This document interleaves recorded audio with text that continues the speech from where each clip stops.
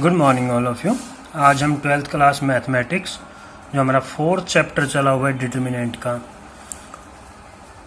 उसकी हम कुछ प्रॉपर्टियाँ पढ़ेंगे। हमने डिटर्मिनेंट को एक्सपेंड करना तो पीछे 4.1 एक्सरसाइज में सीखा था। अब हम लोग डिटर्मिनेंट तो निकालेंगे लेकिन विदाउट एक्सपेंडिंग, तो उसके लिए हमें कुछ प्रॉपर्टीज़ की ज़रूरत पड़ेगी। तो मेनली 6 प्रॉपर्टीज़ है, तो देखो आज हम उनको पढ़ते हैं भाई। प्रॉपर्टी फर्स्ट है, कहता the value of a determinant remains unchanged if its rows and columns are interchange. क्या कहता है, कोई आपके पास डिटर्मिनेंट है, सपोज करो डिटर्मिनेंट को हम लोग इस तरह से भी रिप्रेजेंट करते हैं, या कोई डिटर्मिनेंट ऑफ ए मैट्रिक्स का डिटर्मिनेंट ऐसे भी है, एक ही बात, ठीक है।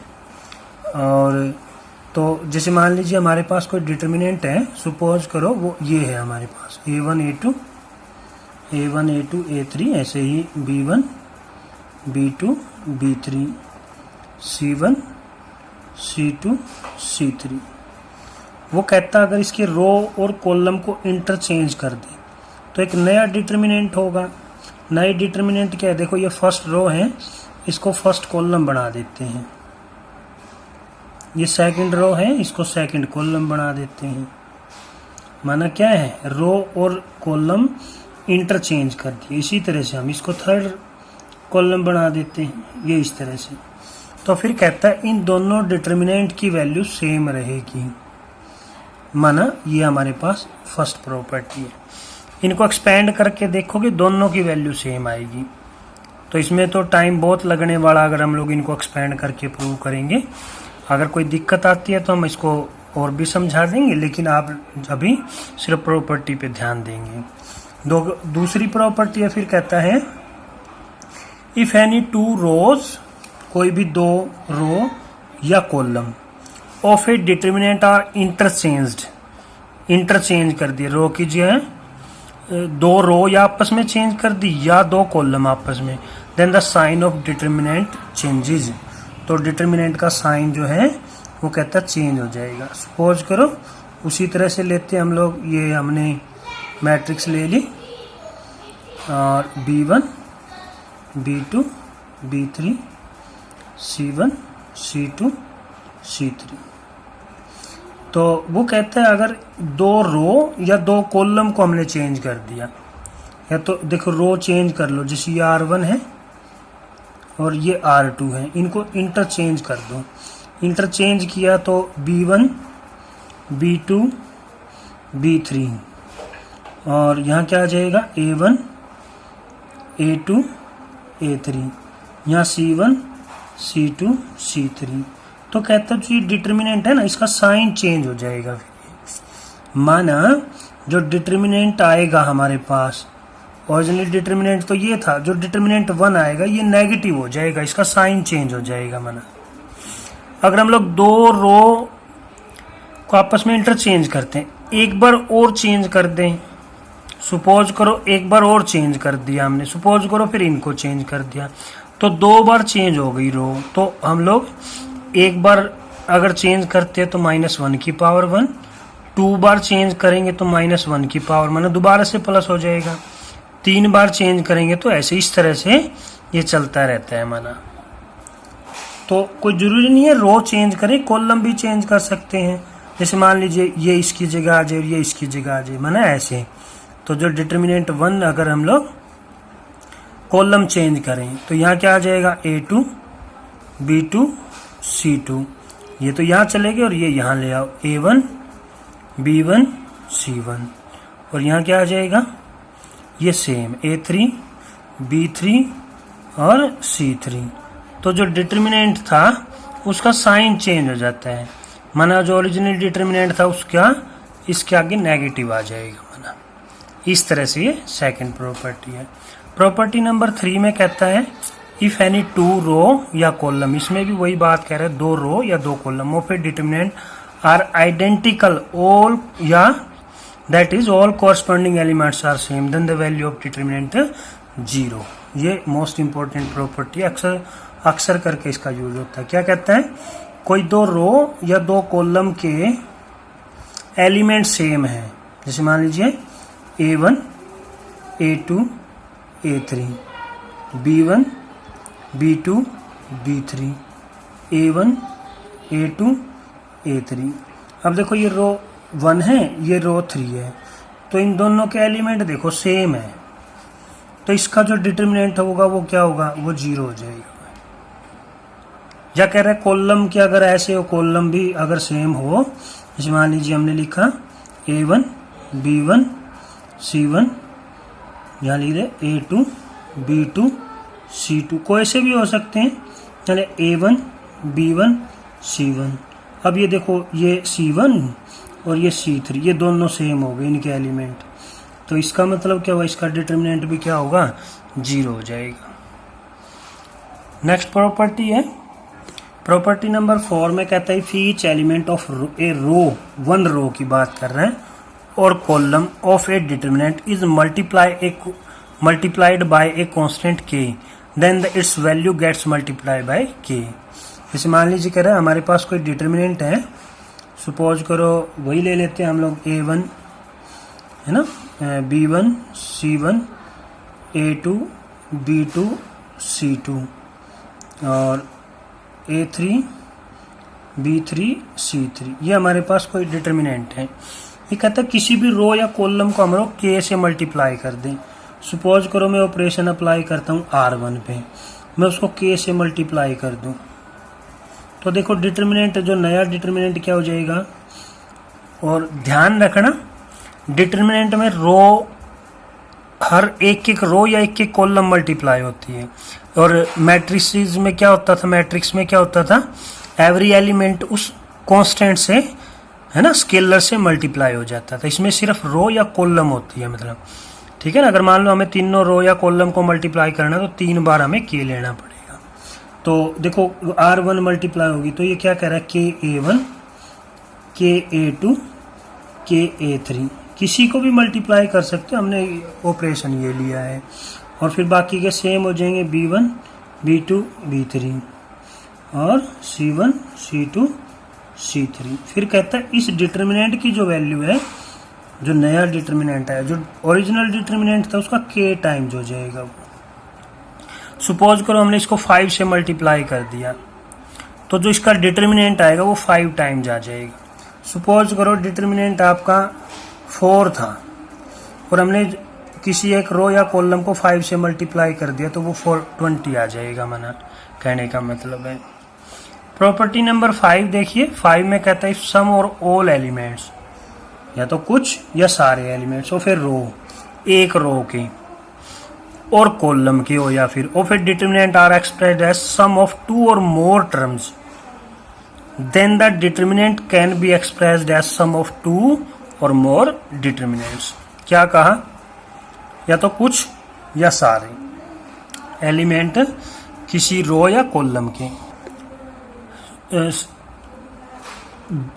2 या 2 से ज्यादा टर्म के सम की फॉर्म में लिखा हुआ है, तो कहता है उनको अलग अलग डिटर्मिनेंट की फॉर्म में लिखा जा सकता है। देखो कैसे कहता है इस प्रॉपर्टी को, जैसे मान लीजिए आपके पास कोई डिटर्मिनेंट है, सपोज करो आपने लिखा A1, इसमें कोई भी एलिमेंट है, सपोज करो भाई लैम्डा ही ले लो, लैम्डा 1 ले लो, है ना, कोई भी स्केलर है, मतलब या कुछ नंबर है, ये डेल्टा 2 A3 प्लस में डेल्टा 3 है, ये B1 B2 B3 C1 C2 C3।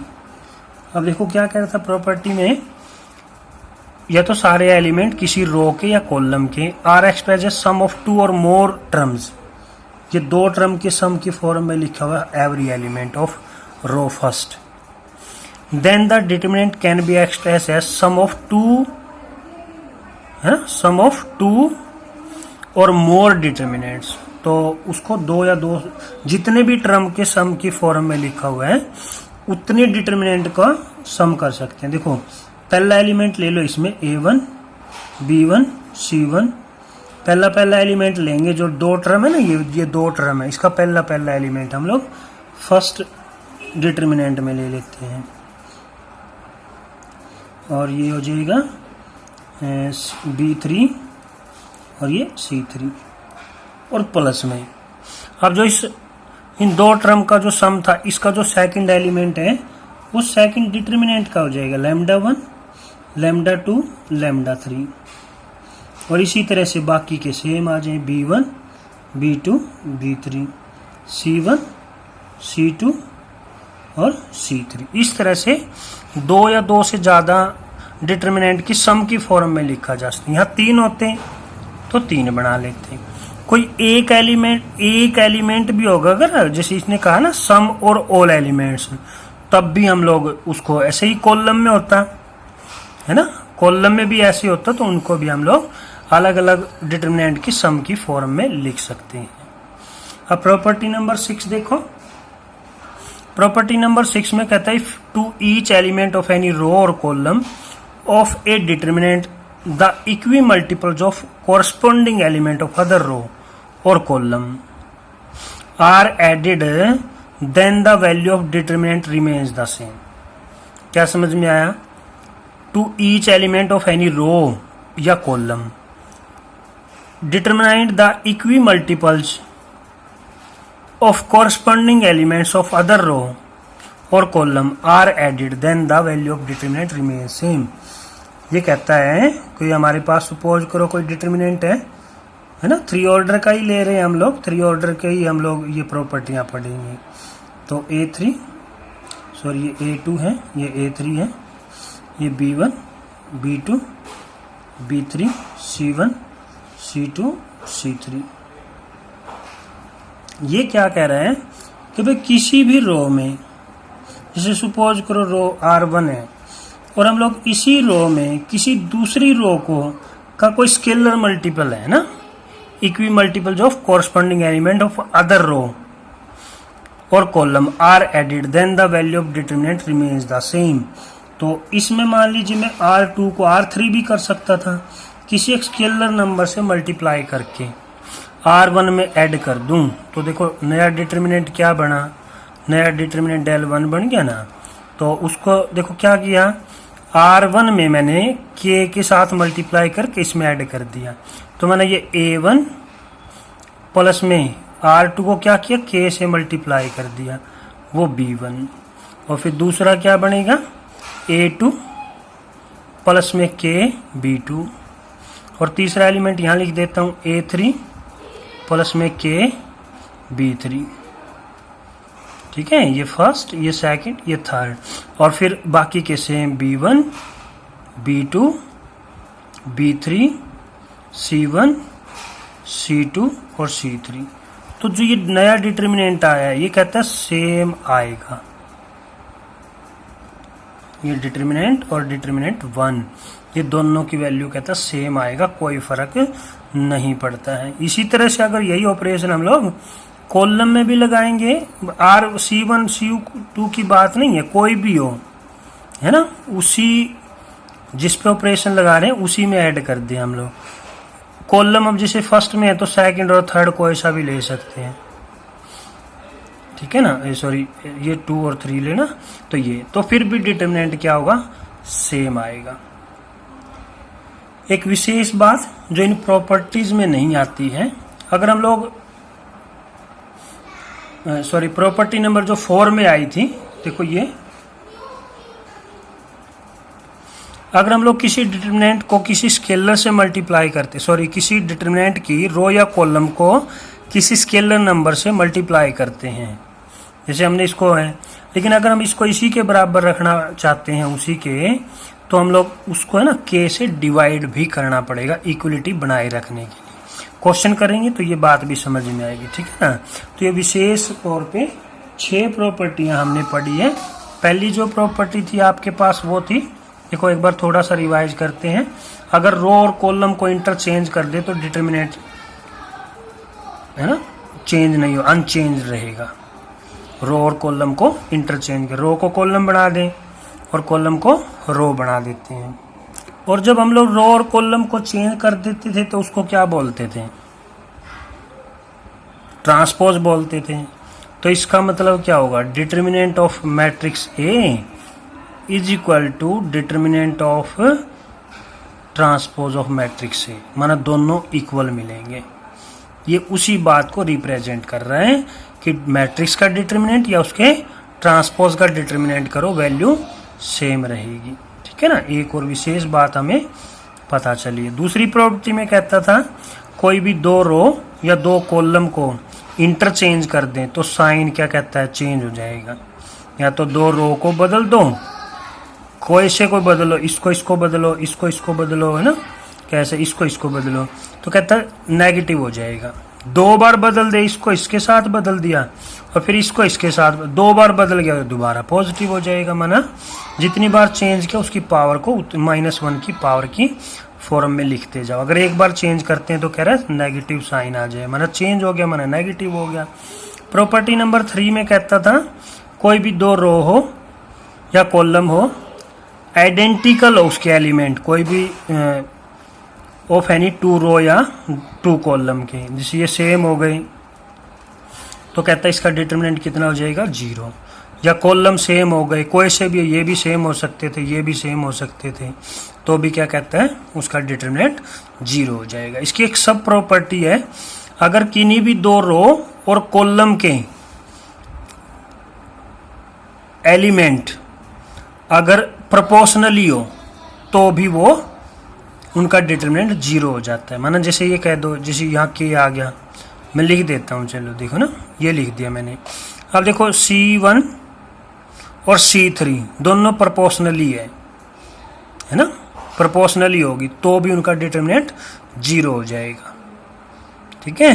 अब प्रॉपर्टी नंबर 4 में क्या सीखा हमने, each element of a row or column of determinant is multiplies constant k, then the its value gets multiplied by k से multiply हो जाते हैं। किसी भी रो को या कॉलम के एवरी एलिमेंट को अगर k से मल्टीप्लाई करते हैं तो उसके डिटरमिनेंट की वैल्यू k टाइम्स हो जाएगी। प्रॉपर्टी नंबर 5 कहता है sum or all elements of a row और column of a determinant are expressed as sum of two or more term, then the determinant can be expressed as sum of two or more determinants.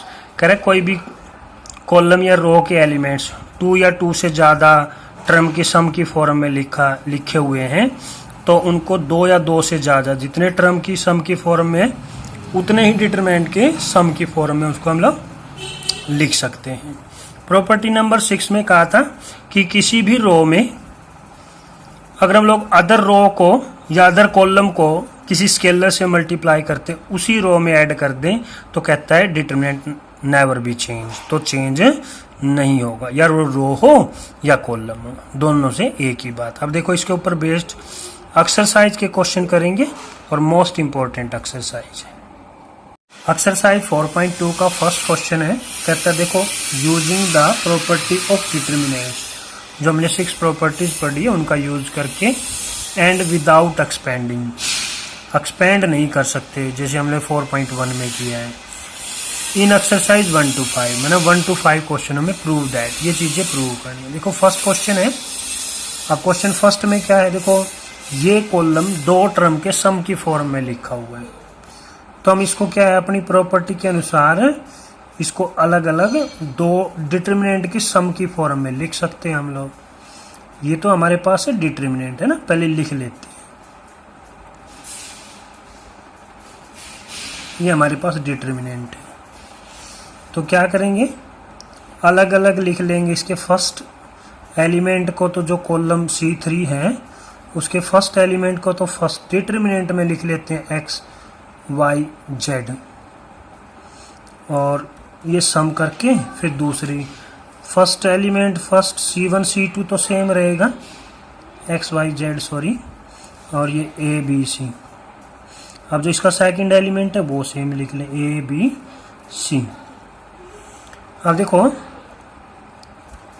अब ये इसके जो ये C1 और ये C3 दोनों element same है, इन दोनों कॉलम के एलिमेंट सेम है, और इसमें C2 और C3 के एलिमेंट सेम है, तो इसका जो डिटरमिनेंट है वो कितना आ जाएगा, 0 आ जाएगा, और इसका डिटरमिनेंट क्या आ जाएगा, ये भी 0 आ जाएगा। क्या यूज किया हमने, जो आपकी प्रॉपर्टी जो नंबर है वो शायद प्रॉपर्टी नंबर 3 थी, वो आपको प्रॉपर्टी याद रखनी है, मैं यहाँ सिर्फ नंबर लिख रहा हूँ, ठीक है ना। प्रॉपर्टी नंबर जो 3 थी ये थी हमारे पास भाई, क्या था इसमें, एनी 2 रो और column of a determinant are identical या सेम हो तो उस डिटर्मिनेंट की वैल्यू क्या हो जाती है, 0 हो जाती है। तो हमने उसका यूज कर लिया, तो इसका डिटर्मिनेंट क्या आ गया, 0 आ गया। ये हमें प्रूव करना था, हैंस प्रूव्ड।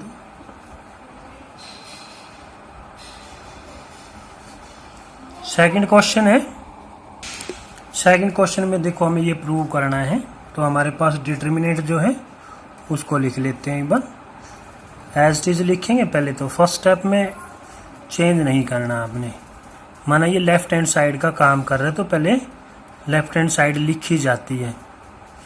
ये a minus B, C minus A, ये a माइनस बी और b माइनस सी। वैसे तो एक प्रॉपर्टी और है हमारे पास, अगर किसी भी रो या किसी भी कॉलम के सारे एलिमेंट 0 हो जाए तो भी डिटर्मिनेंट 0 होता है, लेकिन हमारे एनसीईआरटी मैथमेटिक्स में ये प्रॉपर्टी नहीं है। तो जो हमारे पास गिवन है उसी प्रॉपर्टी का यूज करेंगे। तो देखो इसमें हम लोग प्रॉपर्टी का यूज करते हैं, इन दोनों को ऐड कर लेंगे हम लोग। किस किस को, R1, ये R1 है ना आपके पास, ये R2 है आपके पास, किसी को ऐड कर लो R1 R2 में, या तो हम लोग ये अप्लाई कर रहे हैं R1 में R2 को ऐड कर रहे हैं, तो डिटर्मिनेंट में चेंज नहीं होता है ना। हमने ये प्रॉपर्टी यूज की थी कि अगर किसी रो में अदर रो को किसी इक्वी मल्टीपल, मतलब कोई भी स्केलर नंबर से मल्टीप्लाई करके ऐड करे तो डिटर्मिनेंट चेंज नहीं होता है। तो देखो उसके अकॉर्डिंग क्या आया, फिर इस प्रॉपर्टी का यूज करके इसको ऐड करेंगे तो b तो कैंसिल हो जाएगा, क्या बन जाएगा फिर a माइनस सी। इसको इसमें ऐड करोगे तो क्या बनेगा, c कैंसिल हो जाएगा b माइनस ए। इसको इसमें ऐड करोगे तो क्या बन जाएगा, a कैंसिल हो जाएगा c माइनस में b, बाकी सेम लिखेंगे, b minus c, c minus a minus b, c minus a minus b और b माइनस सी। अब देखो कुछ ये सिमिलर से दिखाई दे रहे लेकिन साइन का फर्क है, तो हम लोग क्या करेंगे, कॉमन ले लेंगे, किसमें से, मर्जी हमारी है, टेकिंग कॉमन -1 फ्रॉम R1 में से ही ले लेते हैं।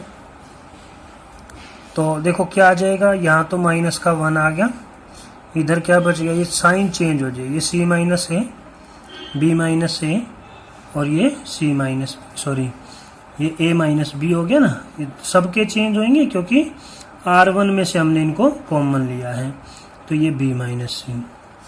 तो फिर दूसरे में बच गया b माइनस सी और c minus a minus B, और यहाँ c minus a minus B और b माइनस सी। अब देखो R1 और R3 को चेक करें, एक जैसी होगी, आइडेंटिकल होगी, आइडेंटिकल होगी तो इसका डिटर्मिनेंट क्या हो जाएगा, 0 हो जाएगा, ये 0 हो गया। अब यूज की थी ना पिछले शायद क्वेश्चन में, ये प्रॉपर्टी आपकी 3 है, थर्ड प्रॉपर्टी का हमने यूज किया, तो इसके साथ मल्टीप्लाई किया तो क्या आ गया, राइट हैंड साइड आ गई। सॉरी, ये हमें प्रूव करना था ना कि डिटर्मिनेंट लिया था, 0 आ गया, हैंस प्रूव्ड। लिखना चाहो तो लिख भी सकते हो, लेफ्ट हैंड साइड डिटर्मिनेंट है आपके पास और फिर इधर राइट हैंड साइड भी आ जाएगा। नेक्स्ट क्वेश्चन है, क्वेश्चन नंबर 3 में देखो भाई, उसी तरह से डिटर्मिनेंट है, अब ये नंबर आ गए हमारे पास 2 3 5 7 8 9 65 75 86। अब देखो हम लोग इसको ना कैसे करेंगे, पहले तो जो बड़ा नंबर है ना इनमें से, जो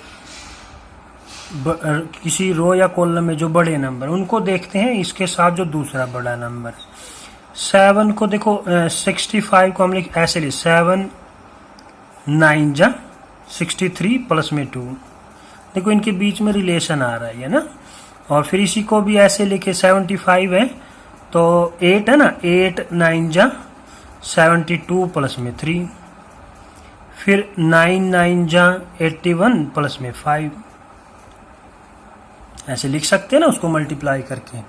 अब देखो ये प्रॉपर्टी लग गई, अगर कोई रो या कॉलम दो या दो से ज्यादा टर्म की सम की फॉर्म में, तो उनको दो या दो से ज्यादा डिटर्मिनेंट की फॉर्म में लिख सकते हैं। तो ये आ जाएगा 2, 3, 5 और 7, 8, 9। और यहाँ क्या आ जाएगा 7 इंटू 9, 8 इंटू 9 और 9 इंटू 9। ये तो फर्स्ट डिटर्मिनेंट में आ जाएगा। और सेकंड में देखो क्या आएगा, पहले एलिमेंट तो सेम लिख लेंगे हम लोग, 7, 8, 9। यहाँ क्या आ जाएगा 2, 3, 5। अब देखो ये दो तरह से कर सकते हैं, वैसे तो हमारी मेन प्रॉपर्टी में नहीं आता। ये देखो प्रोपोर्शनली है C2 और C3, और इसमें ये आइडेंटिकल है। अगर इसको भी आइडेंटिकल बनाना चाहते हो तो आप लोग क्या करोगे, C3 में से कॉमन ले लो, टेकिंग क्या कॉमन है, 9 कॉमन ले दें, taking common 9 from C3। C3 से कॉमन लेंगे तो देखो ये क्या बन गया, यहाँ 9 आ जाएगा, तो 2, 3, 5, 7, 8, 9, या 7, 8, 9 प्लस में 2, 3, 5, 7, 8, 9, 2, 3, 5। अब दोनों पे सेम प्रॉपर्टी लग जाएगी, तो ये इसका डिटर्मिनेंट तो क्या होगा, ये 0 हो गया, और ये भी क्या हो गया, क्यों, क्योंकि इसकी तो ये आइडेंटिकल है और इसकी ये C1 C3 आइडेंटिकल है। तो ये क्या आ गया, 0 + 0, तो क्या आ गया, 0 आ गया। ठीक है ना। प्रॉपर्टियां कौन सी यूज हुई, यहाँ तो प्रॉपर्टी आपकी जो आइडेंटिकल वाली है वो तो होगी प्रॉपर्टी नंबर 3, और यहाँ प्रॉपर्टी कौन सी यूज हो गई, प्रॉपर्टी 5। ठीक है ना। दो, अगर कोई मैट्रिक्स डिटर्मिनेंट की रो या कॉलम दो या दो से ज्यादा टर्म की सम के फॉर्म में, तो उनको दो या दो से ज्यादा डिटर्मिनेंट की सम की फॉर्म में लिख सकते हैं। तो ये हमारे पास आंसर आ गया, हेंस प्रूव्ड। ये हमें बिना एक्सपेंड किए इसको प्रूव करना था। नेक्स्ट क्वेश्चन है क्वेश्चन नंबर 4 में देखो यही उसी तरह से डिटर्मिनेंट है हमारे पास। तो डिटर्मिनेंट को लिखते हैं 1, 1, 1 BC CA AB, A into B plus में C, B इंटू में C प्लस A और C इंटू में A प्लस में B। ये इस तरह से कुछ आइडियाज भी लगाने होते हैं हमें, मतलब इनमें देखना पड़ता है भाई कैसे आ सकता है। इसमें हमें कुछ और तो नज़र आता नहीं है, तो हम लोग क्या करेंगे, हमारे पास जो मल्टीप्लाई नहीं, कोई मल्टीप्लाई कर लेते। यहाँ क्या आ जाएगा AB, यहाँ क्या आ जाएगा AC, इसको किया BC, यहाँ आ जाएगा AB, इसको मल्टीप्लाई किया AC, इसको मल्टीप्लाई किया BC। अब देखो यहाँ AB AC BC की कमी रहेगी, यहाँ क्या है BC AB AC की है ना, जो ये वाले रह गए इनकी कमी रहेगी, तो ऐड कर लेंगे। इसमें क्या करेंगे, अप्लाई कर लेंगे इसमें। क्या, कौन सा रूल, कौन सी प्रॉपर्टी, ये हम लोग कर लेंगे कि C2 में ना, सॉरी C3 में ऐड कर रहे हैं हम लोग। क्या ऐड कर रहे हैं, C2 को ऐड कर रहे हैं हम लोग। तो देखो ये क्या बनेगा 1, 1, 1, ये तो एज टीज रहेंगे ना। C3 चेंज हो रहा है, C3 चेंज हो रहा है, तो ऐड करो, क्या आ जाएगा AB BC और AC, ये हो जाएगा। इसी तरह से नेक्स्ट में जोड़ोगे तो AB BC और AC, ऐसे ही बनेगा। नेक्स्ट भी एज टीज बनेगा AC। और इसमें से हम लोग कॉमन लेते हैं, तीनों जो है सेम है। Taking common